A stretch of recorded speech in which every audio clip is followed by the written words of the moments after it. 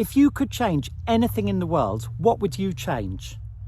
Maybe you think we need to make the world a fairer place. Maybe you think we should do more to tackle climate change.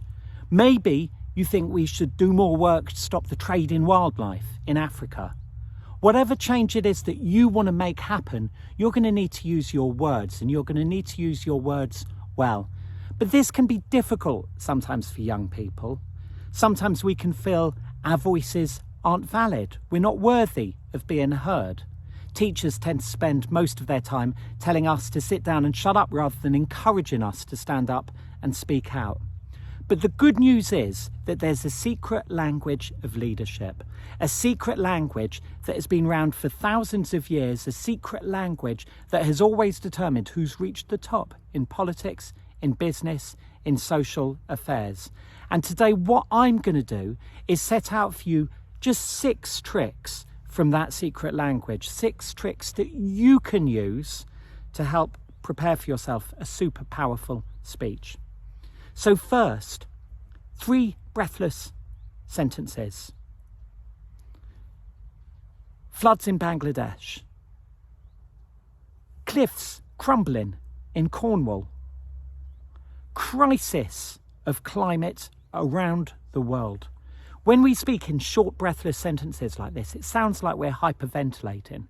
So it creates the illusion of urgency. Just 3-word sentences. This is what Tony Blair did when he said, education, education, education. And it's what great leaders use all of the time. So that's the first trick, short, breathless sentences. The second trick you can use is 3 repetitive sentences, 3 sentences where we repeat the opening clause. Now, this is what Winston Churchill did in his famous, "We will fight them on the beaches, we'll fight them on the landing grounds, we'll fight them on the fields and in the streets." You can develop your own repetitive passage, repeating whatever it is that you want to really convey to the audience. So, is it fair that the richest 50 people on the planet have the same wealth as the poorest 50% of people on the planet? Is it fair that hundreds of millions of people are forced to exist and survive on less than $1 a day? And is it fair that every year 250,000 children die under the age of 5 because of a lack of access to sanitation and clean water? So you repeat it, shows passion, and it creates passion in the audience, pulling people along with you. Now, trick number 3, 3 contrasts, where we put together opposites to suggest the illusion that things are being weighed up. So this could be something like, we're looking to the future, not the past, working together, not against one another, and thinking about what we can do, not what we can't. And this will fill people with hope, not fear, with pride, not shame, and with a sense of optimism rather than the pervading cynicism. Okay, now trick number 4, metaphor. When we use metaphor, we describe something as something which it is not.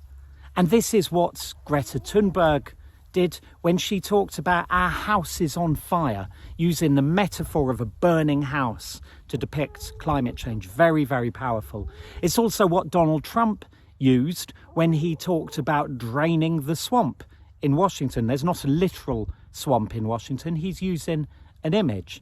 And likewise, when Boris Johnson talks about Britain moving forward, Britain's not literally moving anywhere. Britain is where it always has been. He's using metaphor to create an image that then plants in people's minds.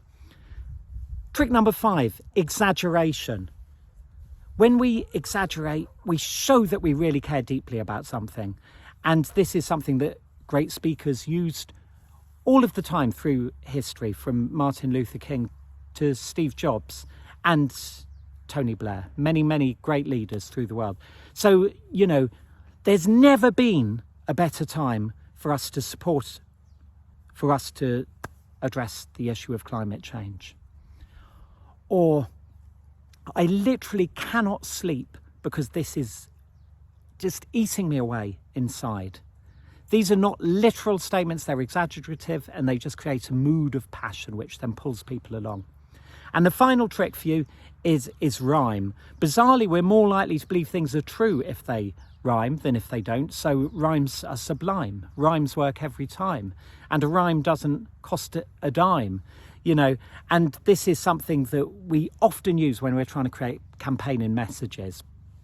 You know, coughs and sneezes spread diseases is an old one, but it's one that has been spoken of a little bit in the coronavirus crisis. So maybe using something like that. So they're just some of the tricks that you can use. One thing that you'll have seen me use in almost all of them is putting things in threes as well.